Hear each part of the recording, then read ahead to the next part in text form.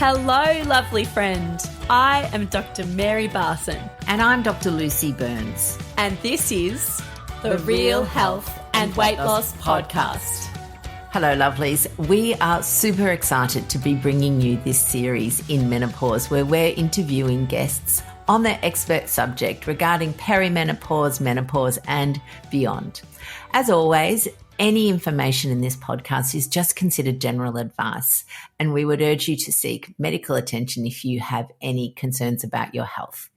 If you're interested in exploring the symptoms of menopause or perimenopause, we have a checklist which you can download at our website, rlmedicine.com/checklist, or as always, you can click the link in the show notes. Thanks, lovelies. Enjoy this series. Hello, lovely friends. Dr. Lucy here today, and I am a bit lonely. I'm without any friends. No Dr. Mary, no special guest, just me. But I thought it was important to record this podcast as we end October, which is Menopause Awareness Month. And I have just come back from the World Congress of Menopause run by the International Menopause Society. And luckily for me, it was in my hometown of Melbourne. So I've just had 5 glorious days connecting with some of our incredible guests who you've already heard, and just soaking in all the expertise. And I wanted to share a couple of really important takeaways with you. So the first thing that I wanted to share, and it is a mantra that you've heard us say a variation of, which is that the management of menopause and perimenopause, and they are 2 distinct things. I will go through them. There is no one size fits all. There is no one thing that works for every woman, and there is something for everyone. So what I thought I'd talk about quickly, just to remind you, so perimenopause is the time leading up to menopause, and it can start as early as your late 30s. It's unusual, but it can start that early. More likely to start mid-40s. And it can go for, anywhere up to 10 years. But it's more likely to maybe be 3 or 4 years. And it is the time of hormonal upheaval. So hormones go up and down. And this is because our ovaries are coming to the end of their life, as in the eggs that women produce that are there from when they were a fetus, they're running out. And as they run out, then we get different levels of hormones, and those hormones can fluctuate day to day, hour to hour. And hormones, as we all know, have a profound effect on our body. And so women can experience incredible symptoms that vary from day to day. So they're not consistent. And I think that is the thing that causes the most distress. Sometimes if you know what's coming, you can manage it. But when things change from day to day, it can feel, like you're running blind. So we need to help women through this phase. And up until recently, hormone replacement therapy was really, really on the outer and considered harmful, and most women were told they couldn't use it. On top of that, many of the symptoms that women were experiencing and still experience were dismissed and, trivialized. And this has come out actually since our last week's recording, which we did on menopause in the workplace, where we've had hundreds of emails from women saying that, yes, this was me and I didn't know. I thought I was just losing my mind. I thought I was becoming incompetent. I had lost my confidence. So a lot of these symptoms that are really debilitating 2 things for you to know. 1, they can be treated, and 2, they're not permanent. So you're not losing your mind. You're not going crazy. There is light at the end of the tunnel. So that's the kind of perimenopause upheaval period. And as you've heard over the past few months from our guests, symptoms range from, obvious hot flushes and sleep disturbance and night sweats. They're the standard, what we call vasomotor symptoms. But then there's the cognitive symptoms, which are things that are in our brain. So brain fog, word finding difficulties, memory loss. And again, they're often not permanent. So you would have heard we had Anne Unckerstein in, and she's a memory expert. And she said that, yes, that often improves. So huzzah for that. And then we've got musculoskeletal symptoms of joint pains, muscle aches, all the itises. So the capsulitis, adhesive capsulitis of shoulders, all of those things come in that perimenopause period. And they're often improved with a combination of things. So again, it's never just one thing. A combination of things like lifestyle options. So again, just focusing on nutrition, it's very hard to get good sleep if you don't actually go to bed. So making sure that you go to bed on time. Then we look at things that are out, beyond that. And for many women, that is using MHT, or as it was called, HRT. And, to emphasize again, there are lots of different regimes, lots of different doses, and it's about finding the right regime for you and sometimes giving it a go. Now, that's the perimenopause bit. Moving into the menopause bit. So menopause is when the periods are finished. That's the end of it. There's no more upheaval, so to speak. But many women still experience symptoms. So it's not like they necessarily stop. For some women they do, but for many they don't. Many women still have hot flushes well after their periods have stopped. And it's important that as medical practitioners, we recognize that. And we don't say to somebody, oh my God, it's too long, too long. You're too old to be still having those. Or conversely, you're too young to be experiencing those symptoms. We need to listen to and believe our patients. And so the thing that we know, though, is that after the menopause period, there is multiple things that happen to women's bodies. And the three things that I want to remind us to talk about are bone health. So we lose bone mass and develop osteoporosis post-menopause. That's one. The second one is our metabolic health. My love, Dr. Mary's love, we love to help women with their metabolic health. And for many women, their metabolic health was fine until they transition through menopause. For some women, their metabolic health is not so flash to begin with, and then they go through menopause and it becomes a whole lot worse. And I'm coming back to that. And the third little thing that I just want to talk about is something called the genitourinary syndrome of menopause. And that is really around women's pelvic organs, which are all highly estrogen dependent. And I'm going to come back to that. So thinking about bones, we did do an episode on bones, and I'm just going to summarize that your options for bone management, again, if you don't have osteoporosis, then you can maintain your bone mass with regular weight-bearing exercise. So that's not just walking, but often a little bit of jumping, or for some people it might be walking with a weighted vest. It's a tiny bit of stomping, if you like. So weight-bearing exercise along with muscle strengthening, because the muscle and the bone, they're really, they're united. They're not separate entities, so to speak.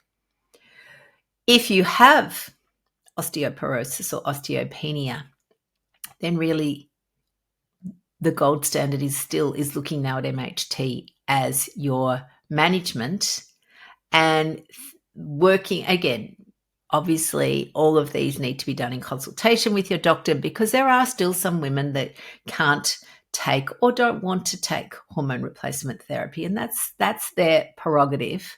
What we want to do is we give women all the options.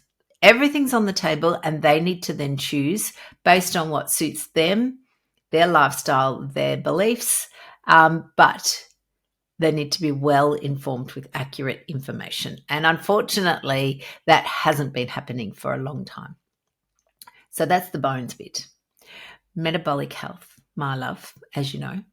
So we know that estrogen is highly protective for women's metabolism and their heart and brain health. So estrogen keeps our insulin sensitive. So it keeps our bodies insulin sensitive, or at least improves it. So for many women, where they were what we call metabolically flexible, i.e., they had normal levels of insulin, they were able to metabolize, get their energy using both glucose and their fat stores. They transition through menopause, they become more insulin resistant and suddenly can't access their fat stores because, as you all know, you've heard us say this before, high circulating levels of insulin in our blood turns off our fat burning. We cannot access our fat stores, and so we can't use that for fuel. And so we're left then just with using glucose, and we don't have big stores of that, so we become tired and hungry. Women put weight on around their middle related to insulin resistance. And then we get into this little vortex that once you develop visceral fat fat in your organs, in your liver, in your pancreas, that then perpetuates the insulin resistance. So it's a little bit of chicken and egg. High circulating insulin causes fat to be stored around our organs. Fat stored around our organs, in particular in our liver, causes insulin resistance. So that's unhelpful. And high levels of insulin, not only do they stop us accessing our fat stores, so we start, developing central obesity or central adiposity, but it also affects the way our cells work. So right down at that very basic mitochondrial level. So your mitochondria, if you'll remember, we've got quite a few podcasts on this. The mitochondria are they're in your cells, in every single cell, tiny, I like to think of them as tiny furnaces. They're like your energy, your batteries for your body. And when insulin resistance comes along, they don't function as well either. So again, you're tired, your body, it's like it's an 8-cylinder car running on 4 cylinders. It's just putting along. So we really, really want to be able to improve that. And I'll talk to you a little bit about that in a minute.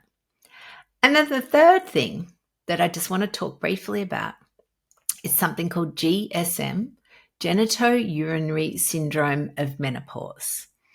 And what this is that, as I was saying to you, all of our pelvic organs, all of our sexual reproductive organs are all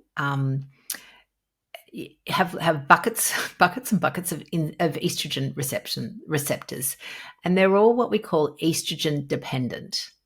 So this includes the vagina, the labia, vulva, all of the areas around there are all estrogen dependent. And what that does is it keeps the tissues plump. And when we have plump tissues around there, then the skin, it has strong integrity. The vagina actually has its own microbiome. So you've heard us talk about the gut microbiome. In fact, we have a brilliant podcast coming up next week about the gut microbiome again. But the vagina has its own microbiome. And we know when it's not in balance, that's when women get things like thrush, which is a candida infection, or something called BV, which is a bacterial vaginosis, which is just overgrowths of certain bacteria in there. It's really, really important. The whole area down there, estrogen dependent. And the thing about it is that when the tissues are not robust like they used to be, well, that's when women get things like prolapses. So yes, you can get a prolapse post-childbirth, but you can also find that you suddenly develop a prolapse post-menopause, and that's unpleasant. Women also develop things like urge and stress incontinence, which again gets worse after menopause. It's not sounding great, is it? But there's, again, one amazing thing that just about every woman can benefit from, and that is what we call vaginal estrogen. So topical vaginal estrogen. Now, interestingly, one of the things that I learned, and this is just a little pearl, like an example of the nuance that's going on here, is that urgency. So, some women have urgency, some women progress on to have urge incontinence. And it's the thing of like suddenly you're just walking along, all of a sudden you're busting.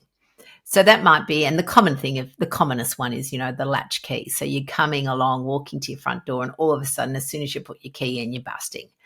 This can happen to women all over the place, and their brain will develop little triggers, and it's really hard to hold on. It can be really debilitating, and holding on in itself doesn't, it's not socially kind of easy to suddenly be crossing your legs, and, you might be giving a lecture or something. So what we do know is that topical vaginal estrogen improves that.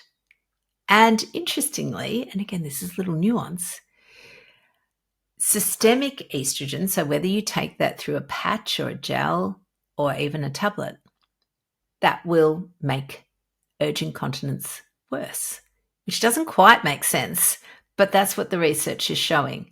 So little nuances like that, that was a little pearl of wisdom that I took away from that. So if you have urgency and you're on oral or topical estrogen and you're not using a vaginal estrogen, then it might be worth a chat with your doctor.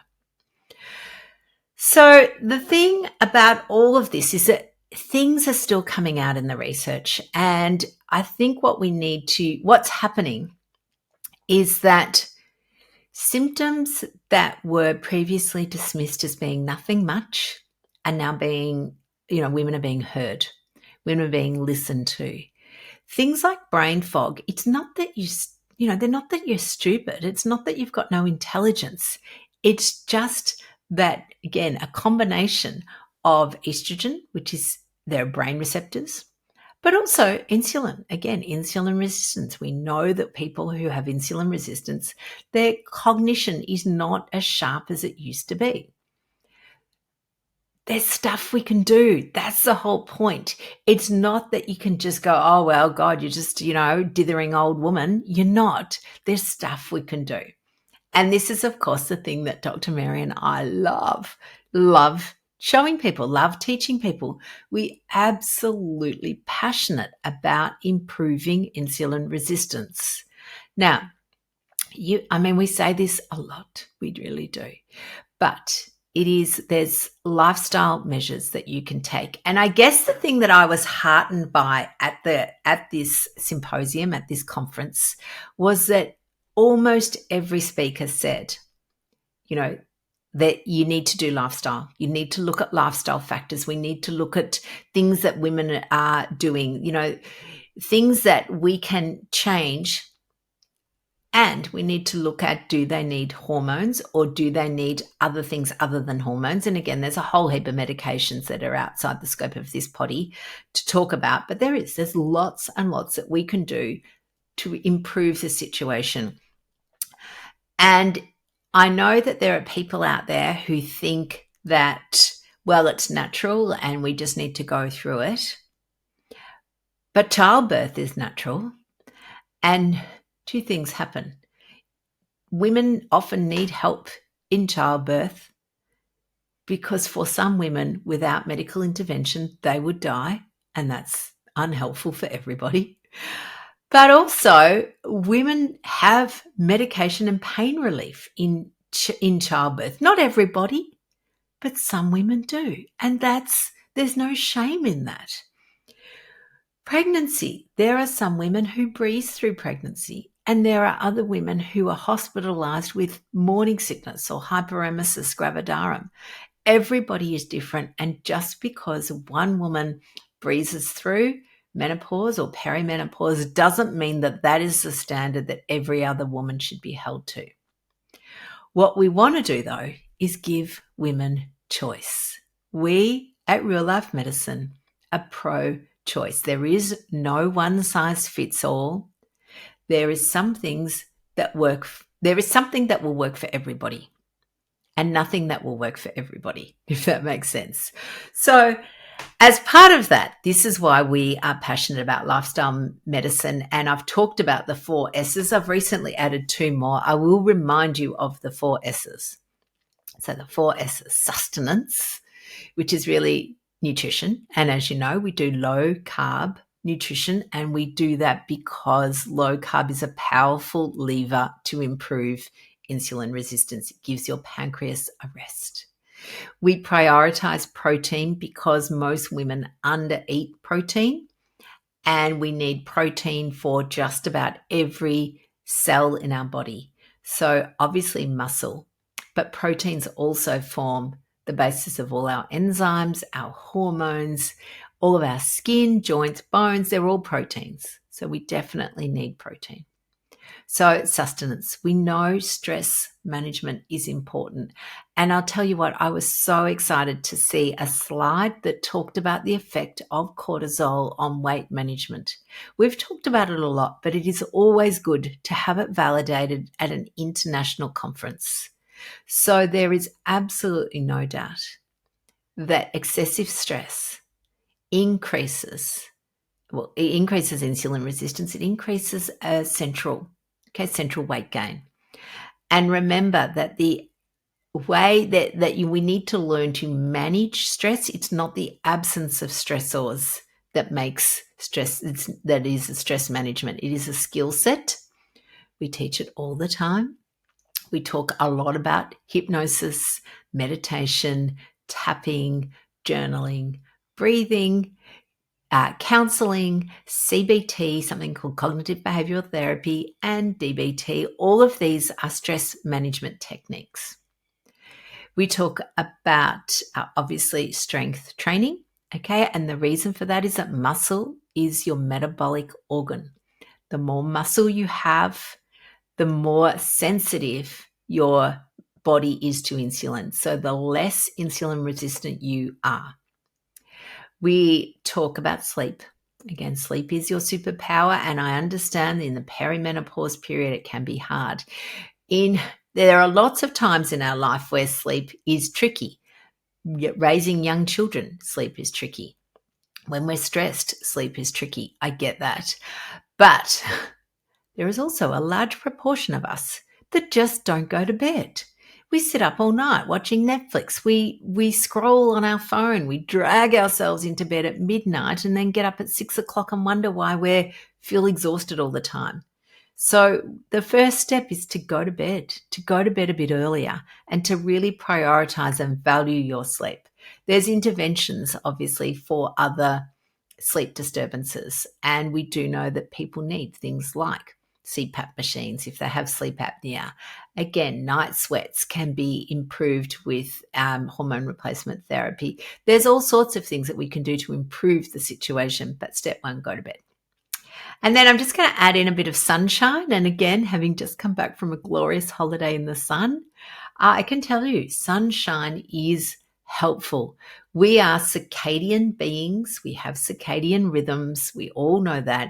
We are, as humans, supposed to be awake in the day and be asleep at the night. Unfortunately, some of us have to work night shift, and that's just the way our society is set up. If you work in health, in hospitality, police, fire brigade, there's many, many jobs that require humans to be awake at night. And I'm going to tell you, we know that does have health effects. We know that night shift workers have increased rates of cancer. We know that night shift workers have increased rates of obesity, of stress. There's a million things. So if you are lucky enough to not have to work at night, then please get up early, go outside, even if it's just for 10 minutes, as soon as you can, and get some morning sunlight. It is very, very good for you. Vitamin D, super good for you. And then social connection. And again, I've just come back from a glorious holiday with 2 other couples. So there were 6 of us, and gosh, we had fun. We laughed, we read books, we played cards. Like, it was just wonderful. So deep, meaningful connections. You don't need hundreds of friends, but everybody does need a couple of good friends. So, lovelies, they're the successes. Successes for success. We have spoken about those before. So, as you know, at Real Life Medicine, we are in the business of looking after women. We do see men, of course, as well. So I know we spend a lot of time talking about women, and of course this Menopause series relates largely to women's health, which is indeed a men's issue as well. Okay, women look after their menfolk, and menfolk need to look after their womenfolk. It is a societal thing that we should know about. A couple of little offerings from us. If you are going through perimenopause and you have hot flushes in particular, and you have something that has been coined meno rage, so you're irritable, okay, you find yourself snapping and getting cranky, or that the rage can just come upon you feeling like a volcano, and you're having trouble with your sleep, well, then we have created a little hypnosis bundle specifically for those three issues: sleep, hot flushes, irritability / meno rage. And you can check those out on our website at rlmedicine.com/feel-better. And that link to that is, of course, in the show notes. And what I want to finish with, lovelies, is just a little thing to think about. If you're premenopausal or perimenopausal, it is time to get your metabolic health in order now. It is time to kind of approach menopause almost, match fit, if you like, because it will get worse. It honestly will. And that's just a fact of life. There's nothing we can do about that per se. If you are postmenopausal, and I know that a lot of you who listen to us are, I know we have lots of women who listen to us in their 50s, 60s, 70s and beyond. And for that, we are extremely grateful. And I think that for many women, particularly 60s, 70s, 80s, you are underserved. Nobody is looking after you. So my lovelies, really, it's not too late to improve your quality of life with really specific and actionable lifestyle factors. Okay, again, thinking about your food, thinking about your strength. Okay, the thing that we know is that as we get older, people experience, they fall. They have a fall. A fall is not a problem in a young person because their bones are strong. A fall when you get older is a big problem and people break their hips. And so what we want to do is really think about that. We want to live long but healthy lives, because a long life without your health is not much of a life at all. And I guess that's what I want to finish with, my loves. So again, you know where to find us if you want to have a look at any of our programs. If you want to connect with us, you know where we live, rlmedicine.com. You can have a look at all of our things that we do. We have got Momentum is our membership, which is currently open. The next round of the 12-week Mind-Body Rebalance isn't until February. And again, you're welcome to join the waitlist for that if you want to. But if you want to get cracking now, then come and see us at Momentum. It's great. We've got so many wonderful things that we do, including next month's offering, which is we're really looking at strength and mobility, along, of course, with a whole bunch of friends and fun. All right, gorgeous ones. Wow, I thought I was just going to come on and chat for 20 minutes, and here I am nearly half an hour. Have the most spectacular of weeks. Next week, we have a slightly famous guest. If any of you have ever read Wheat Belly, William Davis is up with us next week, and I can't wait to share our interview with you. Oh God, I've got my tongue tied. I can't wait to share my interview with him with you. Have a beautiful week, lovelies. I'll talk to you soon. Bye now. The information shared on the Real Health and Weight Loss podcast, including show notes and links, provides general information only. It is not a substitute, nor is it intended to provide individualized medical advice, diagnosis, or treatment, nor can it be construed as such. Please consult your doctor for any medical concerns.